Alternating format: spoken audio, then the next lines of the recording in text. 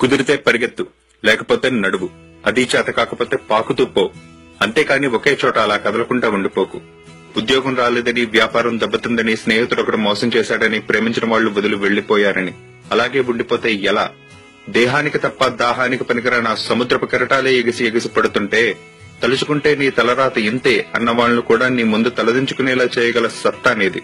అలాంటిది ఇప్పుడొచ్చిన ఆకాస్త కష్టానికే తలంచేస్తే ఎలా? సృష్టిలో చలనం ఉన్నది, ఏదీ ఆగిపోకూడదు.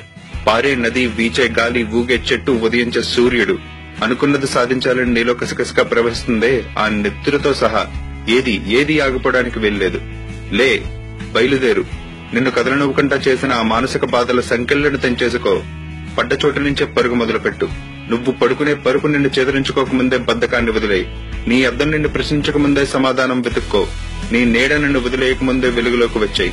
మళ్లీ చెప్తున్నా, కన్నీళ్లు కారిస్తే కాదు, చెమట చుక్కని చిందిస్తేనే చరిత్రను రాయగలవని తెలుసుకో. చదివితే పదాలు మాత్రమే, ఆచరిస్తే అస్త్రాలు.